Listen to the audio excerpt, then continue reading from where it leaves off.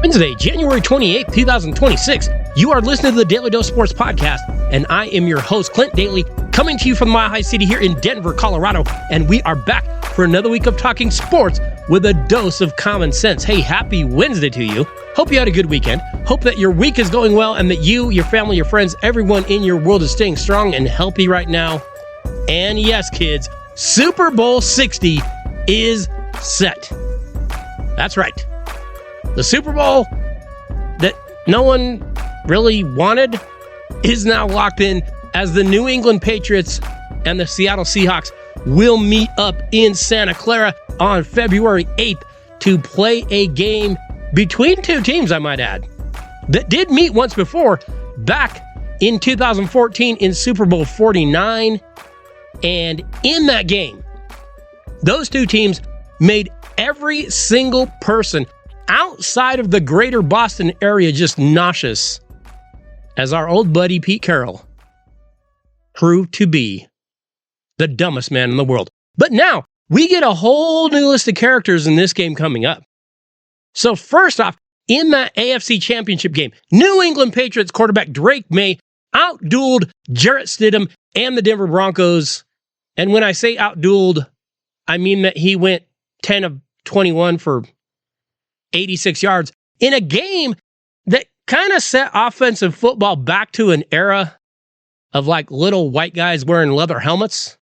The Patriots beat my Denver Broncos 10-7 in the snow in a game that left a number of Bronco fans angry at head coach Sean Payton because they kept telling themselves that if he had kicked a field goal in the first half, then the Broncos would have definitely won.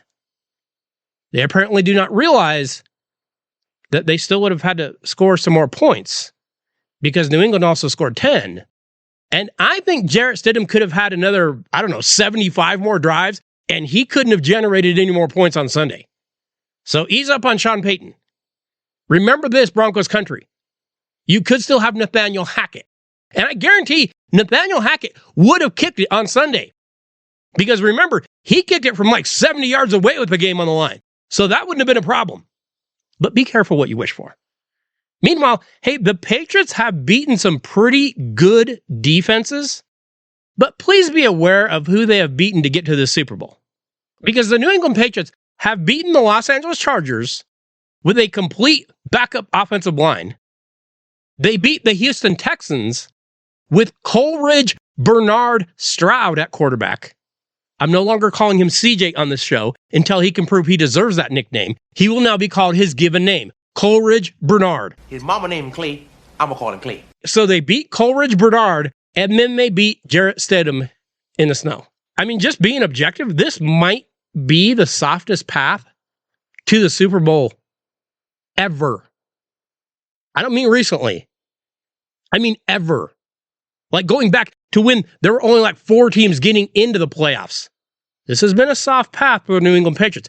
Next up, over in the NFC, we have the Seattle Seahawks, and quarterback Sam Darnold actually did outduel Matt Stafford and the Los Angeles Rams in that NFC title game.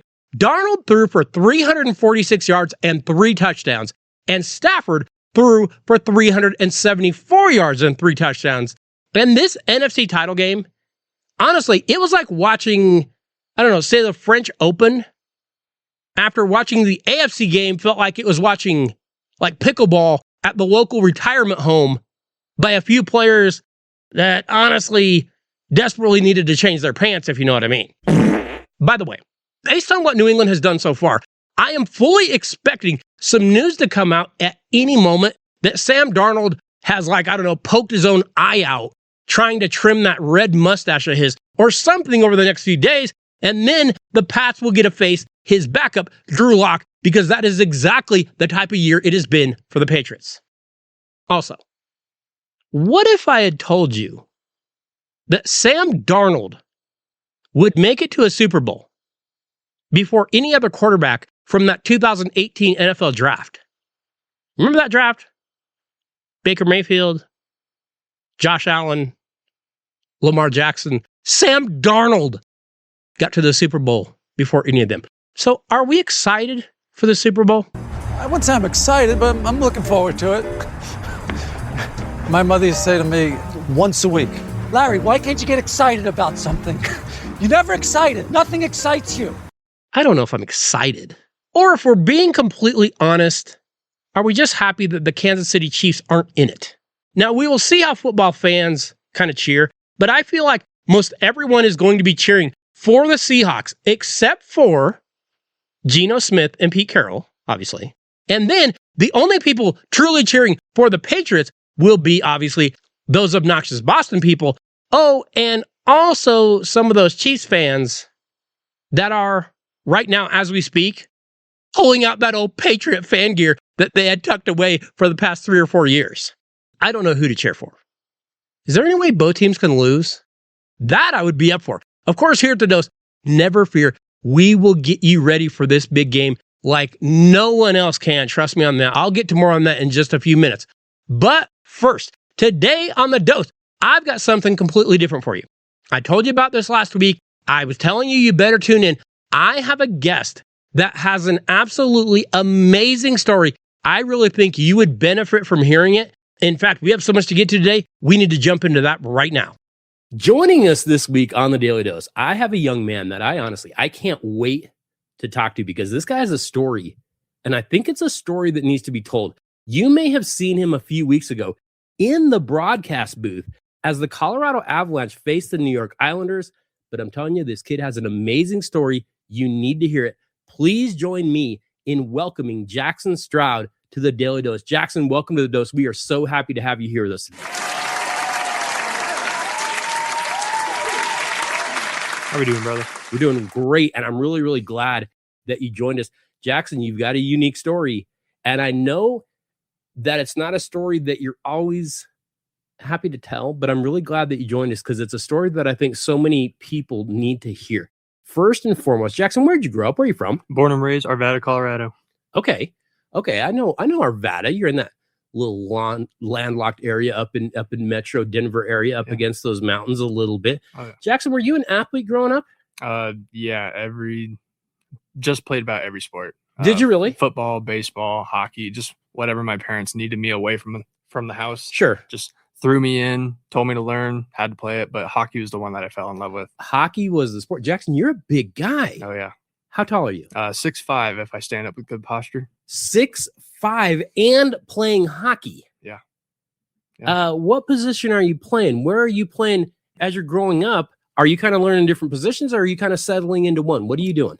So started when I was 9 and, wanted to score, wanted the big flashy goals. So started on offense.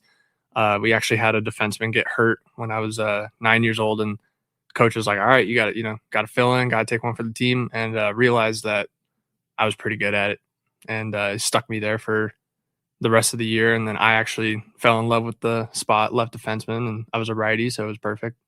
Okay. Yeah. So you stuck with defense. Once you went over to that side, that's where you were at. Yep. Were you big as a little kid, or did you grow later, like as a teenager? No, I was always in the 99th percentile. Oh, really? Yeah, I was always pretty big. I hit 6 foot in 7th grade. Oh, wow. And yeah, I always had, real long reach, and coaches always asked me, got the typical, hey, do you play basketball? Sure. Nah, it was always hockey. It was always hockey. Okay. I got to ask this. Favorite teams growing up, who are the teams that you looked at? Who are the teams that you watched? And who are the athletes that you kind of modeled your game after? So obviously, got to stick with the diehard Avalanche fan. Thank you. Yeah, for sure. I appreciate that.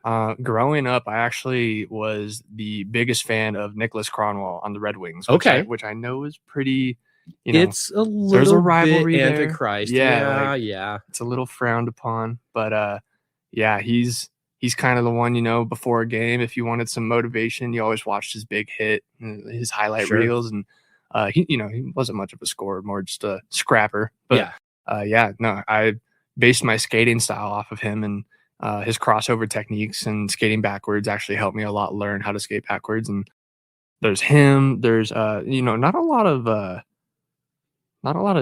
defensemen really. I feel like if you play defense, you obviously look at defensemen on the defensive aspect, but if you want to learn how to skate, you always pick out the fastest players. Sure. Yeah. So yeah, that makes sense. A lot of them, you learn that they're not real choppy skaters. It's all about long strides and figuring out how to use your knees properly. But you don't really base your playing style so much off of singular players. You kind of pick your favorite players, find little things that they do, and add them to your skill set. But I like that. Yeah. Because I know as a basketball player, you did the same thing. You were like, oh, I like kind of the way he passes the ball. I like kind of the way he shoots the ball, but you take a little bit from different guys. Yep. You began playing high school eventually at the high school level. Yep. Yeah. For Rawson Valley. Jackson, I'm seeing some evidence, and I know you, so I know you might not want to agree. Jackson, I'm seeing some evidence you were pretty good. Yeah. Traveled to Minnesota for a little bit and did some camps up there, set some records as a 14-year-old in a 16U camp, and made my name loud and proud up there. Jackson, you're a big kid. You're a fast skater. You're a fast backward skater. I got to think, like, you're generating some interest. Forget the high school level. Like, at the collegiate level, there's got to be some schools that are kind of going, hey, this young guy can play. Yeah. Freshman year, actually, our first game was against Valor Christian, and after the game, me and my defensive partner, we were in the hallway, and the Valor Christian head coach came up and was like, "Hey man, great game. If you guys are ever, out and about during these certain camps, won't name them." Right. He was like, stop by, say hi. I was Of like, course. All right.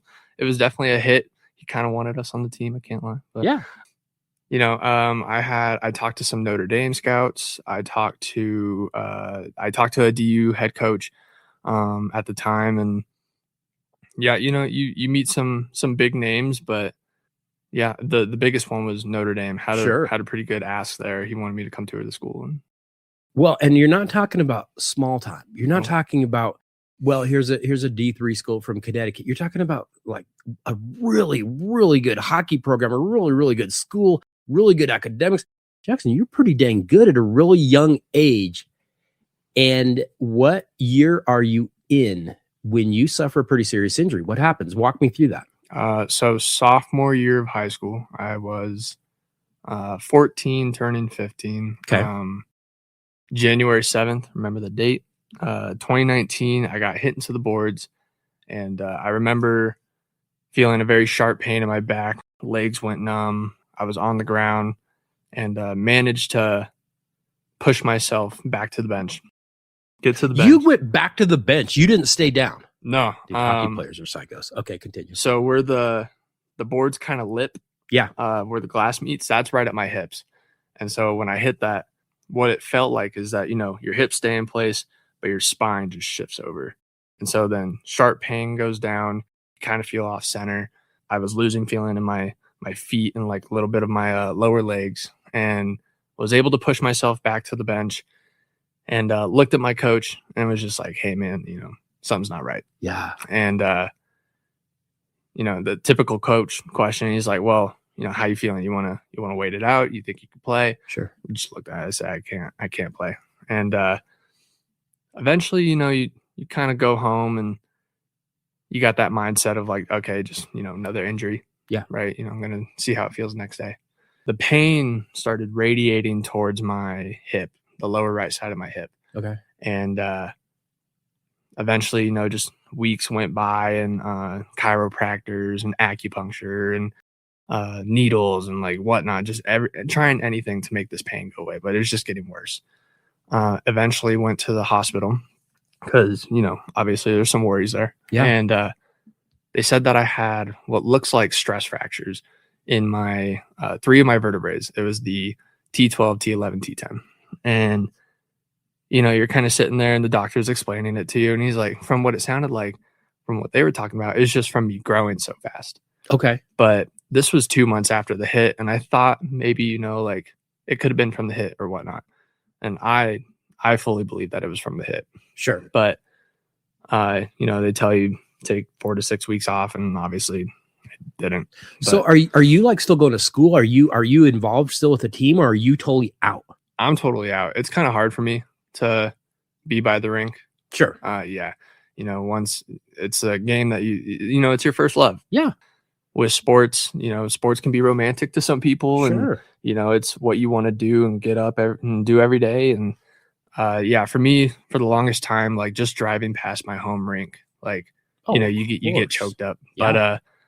But, so the doctor tells you, like, hey, if the pain doesn't get better, obviously come back. So pain's not getting any better. remember I was at the store with my mom and took a step, kind of weird, and same pain as when I got hit, sharp pain down the leg. Okay. Feet go numb. And so we go to the hospital and get an MRI done. Guy walks in and doesn't say anything much, just, hey, you need to go to the main campus, get some blood drawn. And, heart drops. You're like, he's not telling us what he sees, what's wrong. So you're thinking, where's the worst? Went to the hospital, got admitted, and they do a biopsy. And there was a mass on my T12 vertebrae. So the best way I can describe it is if you get your hand and if you put your forearm in the middle, if your forearm's a spinal cord, Okay. your hand's that vertebrae. Okay. The tumor was on the inside of the vertebrae pushing on that spinal cord. And, so they get the biopsy, comes back about a couple days later, 2 days later. And, someone sits down with you and is like, hey, you have Ewing sarcoma. It's a bone and tissue cancer. Wow. Yeah. So later found out that, if I didn't have stress fractures or if that shift in my spine didn't happen, like there could have been a possibility that, it was never found. And so it's a blessing in disguise for sure. Sure. But immediately, they say, we have a plan, they ease your head and we have a plan. This is what we do. This is our protocol. I went through 7 months of inpatient chemotherapy and I had 25 radiation therapies and then went through 10 months of remission and it came back in the same area, started having that same pain. And I was actually on a camping trip and I remember waking up one morning and rolling over and feeling it and just kind of looked at my friends like, hey, we got to go home and like, I just don't want to be up here anymore. And I think they kind of knew, but we get back, they do another MRI. Looks like it was coming back in the same spot. And, at that point I'm 17 years old. Okay. And Ewing sarcoma is a pretty aggressive cancer to say the least. And at 17 years old, that it's not about, hey, what do you want to do? It's sure. This is what we're going to do. Yeah. And, go through a surgery. They took my T12 vertebrae out with the tumor. Okay.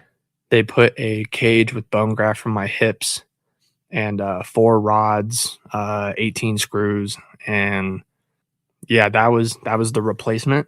Went through 19 days of sitting in the hospital, got spinal meningitis, I had 104-degree fever for 8 days and induced coma, woke up and, I was like, well, when they tell you before surgery, hey, you're going to have the surgery, you're going to walk in the first 24 hours after surgery. Wow. And so they're like, your back's going to be sore. So I wake up and my whole body's sore. And I'm like, hey guys, like I was just told my back's going to be sore. Right. And I was like, why do I feel like I haven't moved in forever? Yeah. And they're like, well, surgery was a week ago. I had no clue. I was delirious the whole time. Oh my goodness. Yeah. Medically induced coma. Okay. And, once you wake up and just the realization starts settling, it's like, all right, gotta go. Gotta do this. Gotta stand up and get recovering. So when you're going through all these things, are you still in school? I mean, you're a high school kid. Are you still in school? What are you doing? What are you doing as far as school? What are you doing as far as interacting with classmates? Are you doing any of that, or are you just in the hospital? So initially, COVID actually was happening at the same time. So everyone was kind of moving to online school. Okay. So initially, I was doing online school, and my school, thankfully, was like, hey, tune in when you can. Like, we're going to work with you. Like, we don't understand what you're going through, but like, we're going to try our best to help you. Okay. So eventually they told me, hey, I actually got past my junior year. They eventually were just like, focus on your health. Yeah. Well, so my transcript just has a P. My GPA is P for passed. I don't have a You GPA. don't have a, yeah. Nah. I still made it to college. So yeah. But and you have your close-knit group of friends, the people that genuinely care. You get a lot of people who are like, if you need anything, let me know. Sure. But you text them and you don't hear anything. Of course. But yeah, I had my, my 5 friends who I could really count on. And, every day they're just, hey, man, you need anything? Yeah. Like a genuine, hey, man, you need anything? And I knew that if I was like, I could ask them the craziest of asks. Yeah. And they'd be there for And me. they'd still do it. Yeah. So. Yeah. So how did your high school career end up? What did you end up doing? Did you end up finishing it from the hospital? Were you able to participate in any in-person things? What did you do? So I went to like all the prom and homecoming, but my last actual assignment was first semester of junior year. Oh, really? Yeah, they graduated me. They told me like, just focus on your health. Because at that point, there's a lot of I don't knows in the air. Sure. And like, we truly didn't know the outcome of what's going to happen. Yeah. So. Hey, just a quick reminder that you should be stopping by DailyDoseSports.com every week to see what new things we have going on over there. We have links to the podcast. We have links to videos. We have links even to some old pictures of the host, if I remember right. But we also put up new articles each week. Those go up on Tuesday mornings, and they have a little more of a local flavor. You want a little bit of Bronco insight. You want a little bit of Avalanche, maybe Nuggets. Maybe we're just making fun of, I don't know, any other sports teams that might be in this general area. Make sure you're stopping by Daly Dose Sports to check that out. And remember, you can always email the podcast, dailydosesports@gmail.com. We do hear from listeners now and then. It's always good to hear from you. So reach out to us. And remember, you can pick up Daly Dose gear. Maybe you need a t-shirt, a hoodie, a sweatshirt, a baseball cap. You can pick it in whatever color that you want. Make sure you're stopping by each week over at DailyDoseSports.com. Okay, well, you've had a few setbacks since then. You've had a couple things go on with your back since you've had these surgeries, since you've had things removed. What exactly? Well, maybe not exactly, but what happened there? What went on there with your back? Yeah, obviously, not to brag or anything, but big guy. With that, taking your T12, that's right in the middle of your spine. So those are some of your biggest vertebrae. Okay. Vertebrae. I don't know the big doctor terms, sure. But big bone. When they take that out and they put your cage inside, the spine above and the spine below the cage, obviously there's room for putting the screws into the bone, right? And offering like stability. There's no stability where the cage is at, obviously, because they can't drill into the cage with the screws. Sure. So there's about 3 to 4 inches of titanium that the best way my doctor described it is like if you get a paper clip and you just, keep bending, bending, eventually it's going to break. Sure. And you would think like, 1/4 inch titanium that shouldn't break. But had some micro movements and, micro movements over a year and a half. That's a lot of moving. And I was actually out of the state and felt a big pop and was rolling out of bed and kind of, it's foreign. You don't really know what happened. And eventually I stood up and sharp pain goes down the leg. Sure. And mine goes to worse. It's like, oh no, it's back. Yeah. No, but luckily called my doctor, and the pop was a very reassuring thing for my oncologist. He's like, obviously, tumors don't pop. Right. So I fly back.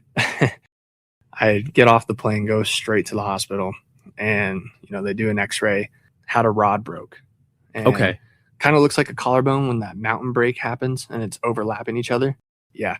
And so they do that. They look at you. Hey, you got to have surgery. Like, you can't just be walking around with this.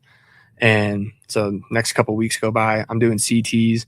Hey, you got 2 rods broke, actually. Like, X-rays showed. Oh, wow. X-rays showed a clean break. Obviously, it's pretty obvious that it's overlapping each other. Shouldn't be doing that. The CT looked like a hairline fracture. Okay. So it was broke, but, it didn't shift. It was still standing on top of each other. I go in for my surgery, and I guess my surgeon came out to the waiting room, talked to my parents, and go, hey, surgery's going great. About halfway through, we're putting in those new rods. We do just want to let you know, we saw the broken ones, like the 2 on top. Okay. We go to take the 3rd one out, just falls apart in my spine. Oh, my goodness. Yeah. It just not in like pieces or anything, but they go to grab it and only the bottom half came up. So 3 out of my 4 rods were broke. I was just walking on 1 rod, which is Holy cow, that's insane. yeah. And then year and a half later, same thing happened. So It's happened twice. yep. Yeah. First time I was rolling out of bed. Second time I was rolling into bed and felt the same pop. The second time I was pretty mellow about it, because you kind of know what happened. And I just remember calling my mom upstairs and, hey, I think I broke a rod again. And she was like, what? I was like, yeah, I think we need to go to the hospital. Sure enough, Oh my goodness. go get the x-ray done, same thing. And same thing, 3 rods broke. How much of a recovery is it when they go in there and then fix all that though? So, obviously the first one's the hardest. You don't know what to expect. Okay.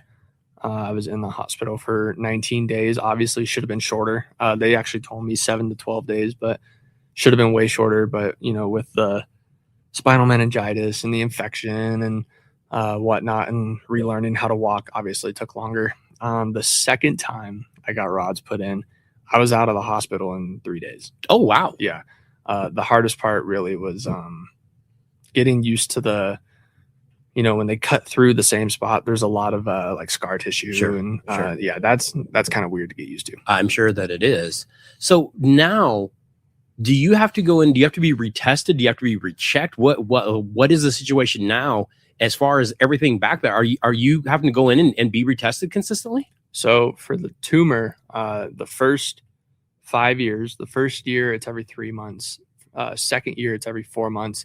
Third year every 4 months, and then the 4th and 5th year it's every 6 months. And I actually just hit 3.5 years, and so my next appointment will be 4 years, which is here in March. So it's coming up pretty quick. Okay. It takes forever, but then you get to that date and you're like, oh man, it's already been 4 years. Yeah. But then after that 5-year mark, you're kind of, in their words, in the clear. But really the main thing that I'm worrying about is just these rods breaking, man. Like, Well, sure. yeah. But the oncology team at Children's in Aurora, Colorado, I can't be happier with my team. They have treated me so well, and any doubts that I have or any questions that I have, there's always reassurance, and always you hear all these horror stories about being in the hospital and being treated badly. Like, I can't give enough praise. That's They're amazing. a great team. But for the rod aspect, I get checked every 6 months. Okay. I get, I go in there for more a physical evaluation because they don't want to give me too many x-rays, too many MRIs and whatnot because Sure. of radiation. I've already had enough. So then, they'll check and make sure that what they're feeling is okay. And then if they feel it necessary, they'll give me an x-ray. But yeah, my last appointment was about a month ago, and everything seems to be going good because I forgot to mention it, but these last 2 surgeries, they actually moved my bottom ribs. So they're connected to they fused them to the top of my spine and the bottom of my spine with they took the ribs that still have vascularity in them. Okay. So they're still being fed blood. Sure. And those are I kind of have like 3 spines per se. You're kind of bionic. Yeah, man. And human Terminator, I guess. But You totally are. Yeah. Jackson, like I said at the top of the show, you were earlier this year invited down to be involved with the Colorado Avalanche, who, like you said, is your favorite team. This is back in November in the Avs Hockey Fight Cancer Night. Yeah. You initially didn't want to be involved with it. I talked to you. You and I had a conversation. Why didn't you want to be involved in it? I don't want what I went through to be how people view me as. Sure. Obviously I can't avoid it. It's a big part of my life. Yeah. When people meet me, I don't want them to think like, that's the kid that went through X, Y, and Z. Don't want to be the different kid, the kid that stands out. Of course. Yeah. Who does? You obviously want to stand out for different reasons. Yeah. Not because of what you went through. Yeah. But yeah, you mentioned that we had a conversation, and actually you helped me realize, some people need to hear the story, and some people need to know that, stuff happens. No, you're right. You're right. You can get through it. And you can get through it. And I think that was the big part. And you and I, you mentioned that. You and I had that conversation. I was like, Jackson, I totally get it. But man, your story, dude, there is a kid out there somewhere right now going through the same thing, going, I don't have a shot. Oh, wait, he did it? Oh, yeah, maybe I can do this. Yeah. Okay, you ended up being involved. You ended up going down, being involved with the Avalanche. I'm a huge Avs fan. Yep. You're a huge Avs fan. Yep. Tell me about the experience. What was it like? Who did you meet? How are the players? I got to hear it. Well, first you walk in and the arena's empty. So it's 10 in the morning. We got invited to morning skate. Arena is empty. And all you hear is, pucks banging against the boards, pucks hitting the pipe, and coaches yelling at the players, and the players yelling at the play. And when I played hockey, that's normal. But when they play hockey, that's their life. Oh, yeah. And it's so cool seeing people so into what they do and loving the sport. And, that's how I felt when I played. Sure. This is the level that I wanted to play at. And you kind of feel at home. Like you're just back. Right. You're back in your comfort zone. Yeah. So, we watch morning skate. And what's funny is that I didn't take videos. I took voice memos just because I can't remember the last time that I just got to hear that sound. A practice. Yeah. It was great. And especially, how many people get to go watch a pro morning skate? Sure. Yeah. So we watch morning skate and we wait for the players to, do their thing, shower and whatnot. Yeah. And we're waiting in the main lobby, and they just start walking out one by one. So first one is Ross Colton. Okay. He comes out, just, super charismatic guy. He shakes everyone's hand, make sure that everyone's having a great day, whatnot, just says hi. And then, Parker Kelly and Blackwood came out, Wedgwood came out, and they're just also humble. If I were to put them on the street, you would never know that, they're just another guy. They're small town guys for the most part. They just want to have fun. Yeah. They don't wear flashy jewelry. They don't wear the super expensive clothes. Well, Kale comes out, he's talking to me, and I'm starstruck, obviously. I got my hand out, I'm shaking. We're just chatting it up. He's chatting it up with everyone. All of a sudden I feel a hand on my shoulder. And I'm like, oh, look up. It's Nathan McKinnon. Oh, wow. And he's like, hey, I'm Nate. Oh, yeah, I know. I kind of know who you are. I know exactly who you are. And let me tell you, Nate, he is, he doesn't smile much. No, no. He's pretty serious about his craft. Yeah. Oh, yeah. But, super nice guy, says hi to everyone, whatnot. Sure. Comes back and he goes, hey, man, I gotta get going. I got a game later tonight. I gotta go eat, take a nap. Yeah. Okay. Yeah. No, go do what you gotta do. Fine. Yeah. Go do what you gotta do, man. I want to see you win. But, just all such cool people. But, honestly, the one that really stuck was, they all really stuck. Don't get me wrong. Right. Love I understand. them all. Yeah. We go into the locker room. Okay. Bednar's in there. Yeah. And, Nate just comes in and Brock Nelson come in and, they're chatting it up. And all of a sudden the Swedish legend, Gabriel Landeskog. Yes. 3 years The away. captain. Knee injury. All of us at Hockey Fights Cancer Night, we're kind of resonating through this guy. Sure. We don't get to play anymore. No. And But he had to be out for so long, and he had to overcome so much. Yes. Yeah. 1,000 days. No, that's your guy. And, we're all kind of living through him. Yes. Hey, come back. Do what you got to do. And he comes in and one of the patients brought their kids, and the kid, young enough to not know who this guy is, Sure. runs up, gives him a little coloring page, and it's like, hey, I made this for you. And he just goes into dad mode. He's just a normal guy. Oh, wow. Gets down on his knees. Kind of scared me a little bit. Yeah. I don't want him to get hurt. Yeah. Gets down on his knees. He's like, thank you. I'll put this on my refrigerator. And he had at least 5 to 10 minute conversation with each person in the room. Oh my goodness. And, obviously I can't remember word for word the conversation, but you kind of black out during it. Of course. But, I kind of told him, we're all kind of living through you, dude. Yes. I know you don't know me. We all know you, but, right. You went through this crazy injury at the time, no one has ever come back. No. Not even who's the basketball player that it was one of the Ball brothers. Oh, Alonzo Ball. Yeah, had the same injury. Yep. And it's like, okay, like hockey, what are the chances that you come back? Like, and like, you know, we're telling him like we're kind of living through, and you know, you can kind of tell he's like, wow, like, you know, it means a lot. Sure. But yeah, Landy's just one of those, you know, you put him on the side of the road and he's just walking down the street, and if he wasn't, you know, you kind of you can see Landy and you're like, oh, it's Landy. Yeah. But like, if no one knew the sport of just hockey, an average guy, yeah. Like just normal. And like, I love that about sports. Of course. Yeah. Especially hockey. Oh yeah. Because they're not these giant guys. They're not these 6'8" guys. It's very, very different. Some of them. Yeah. It's not like you would always pick them out of a lineup though. Some of them you're just like, man, that just looks like an accountant down the street. Like how in the world is he playing maybe the most athletic sport on the planet? Yeah. And you just wouldn't know it. That had to be absolutely insane. Oh yeah. To meet him in the locker room, and for him to be that. They always say you don't want to meet your heroes until you meet your hero, and he actually kind of raises your level of what you thought of him to begin with. Yeah. So cool. That's absolutely insane.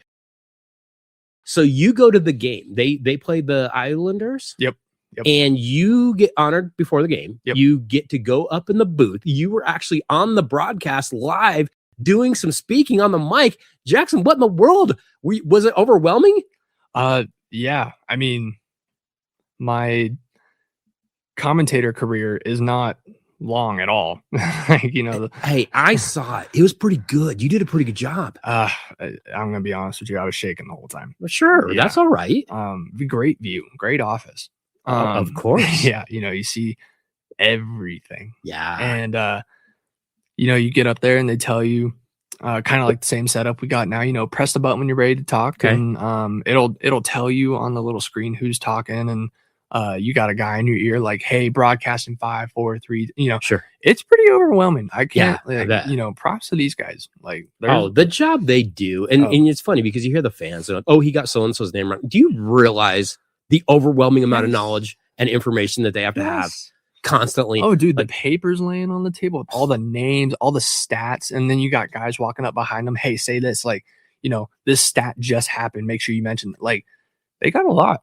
And to pronounce the names in hockey, like, come on. Yeah, there's a lot of foreigners. There's a lot of names that I still don't know how to say, and they've been on our hometown team now for years, and I'm still like, wait, how do you say that? I know. I still get choked up on the Chushkin. Like, oh, for sure, for sure. Wow. Okay, Jackson, I just think that your story is so unique. There's so many people that need to hear that story, and like I said, somewhere out there's a person going through something similar to what you have beaten. And your story, I think, can literally give them hope. Yeah. But I've got to cut through some of that. We've got to get past that just a little bit. I'm going to come back to it, but I'm going to get back. Jackson, our Colorado Avalanche should win the Stanley Cup this year, and I'm getting real concerned because as of late they're struggling, and I'm getting worried and I'm freaking out. Okay. I don't know about you, but I'm superstitious. I was cutting it close. I'm a little stitious. I was cutting. I'm not super. We gotta watch what we say now. Okay. I don't know. Jackson, they're really good. They're really good. You know, setting records halfway through the season. Yes. No one does that. No. Especially in today's day and age in sports, everyone is at the top of their game. Right. We are in the time right now where it's only gonna get better. But we're watching the best sports we have ever seen. Oh yeah. The best of the best. No matter what sport you watch. Sure. But you know, you're going to have your off games, right? Yeah. And you can't be mad at, you know. It's such a long season. Yeah, such a long season. And, you know, as of right now, we are in such a good spot to figure out our team, really. Yeah. And, you know, I know that sounds weird, but. No, but you're right. Yeah. I'm sure Bednar's trying to figure out, you know, the lines that he wants for playoffs. Yes.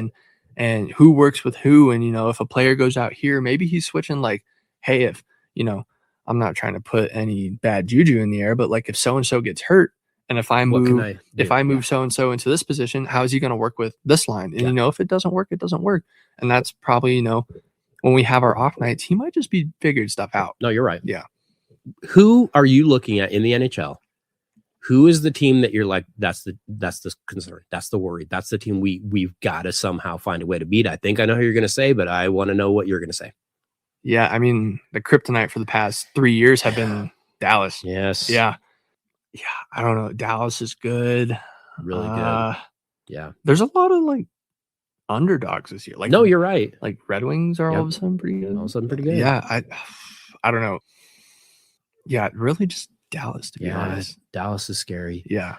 And, you know, like you said, there's a couple teams out there that you look at and you're like, well, maybe they're not scary, but you get in a playoff series, it starts to drag on, it starts to get scary. If you're playing Vegas, you know, you're probably going to come out on top. It's going to be a dogfight. It's going to be a struggle. And there are no gimmies in the NHL. You just don't have that. So, all right, I'm gonna worry about Dallas. I'm already annoyed with them anyways, but that's going to be my big concern.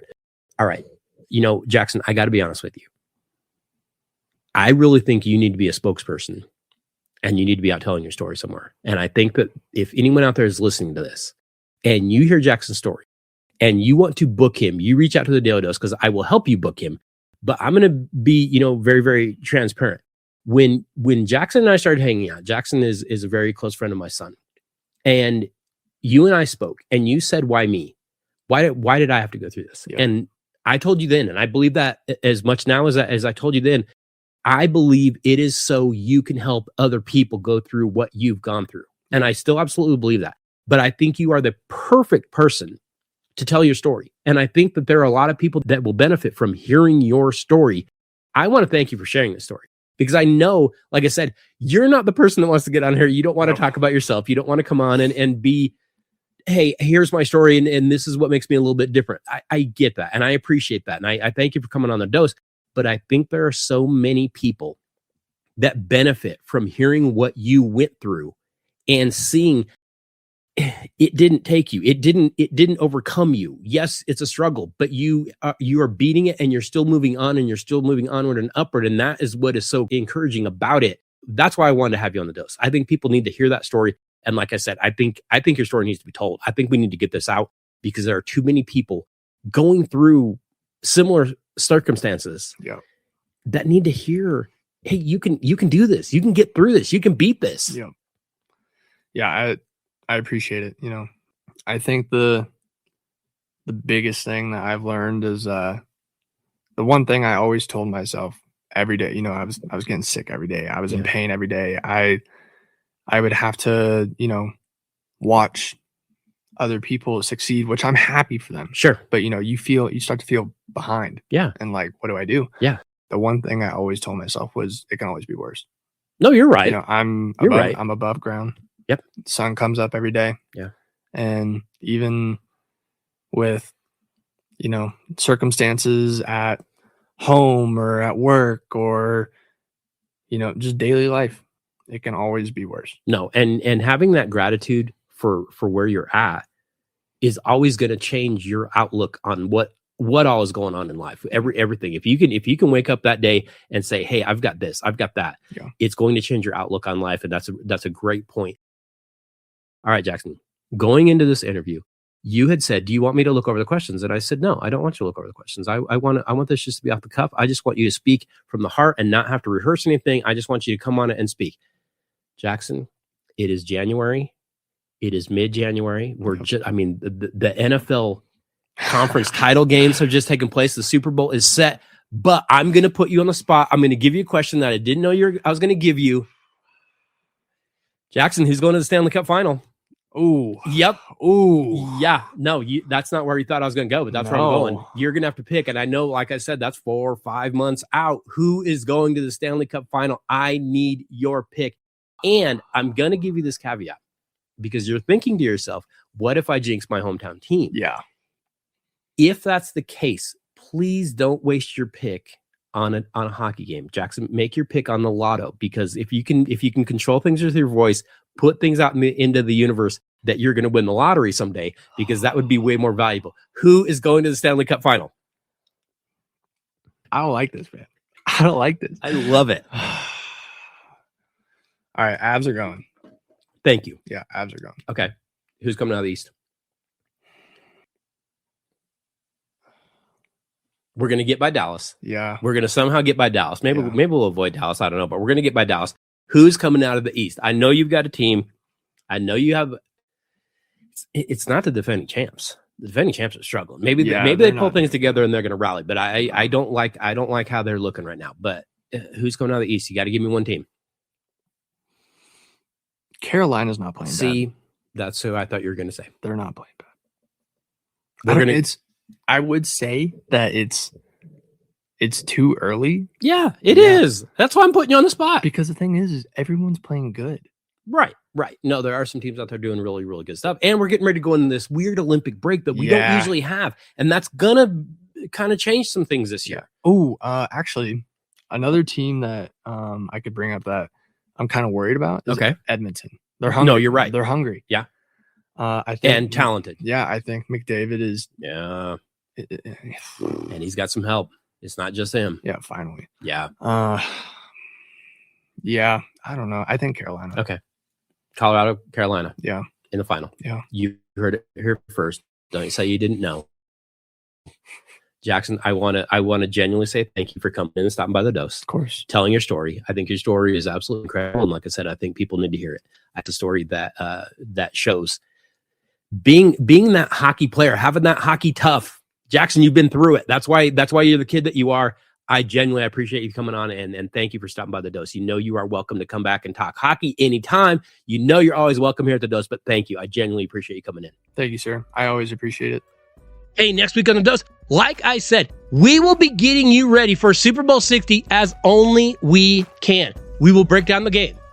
We will break down the players. We will break down the bandwagon fans of the cities, maybe even a few bets for you that you might want to be involved in. So don't go place those bets or even buy those squares until you listen to our Super Bowl preview. I'm actually chasing a guest that is going to help us get you ready for the big day in a very special way. Make sure you stop by the Dose next week. Hey, I want to say thank you so much to Jackson Stroud for stopping by the Daly Dose and sharing your amazing story with us today. Can't wait to have you back on and talk some NHL in the future. And I want to say thank you to each and every one of you for listening to the Daly Dose every week. Thank you for the emails. Thank you for the texts. Thank you for the tweets. But more than anything, thank you so much for sharing the show, for sharing the videos, and for sharing the articles with someone that you know. We absolutely love it when you do that. Have to say thank you to JSP. Could not do any of this without you. I will see you all next Wednesday. Have a great week, everybody.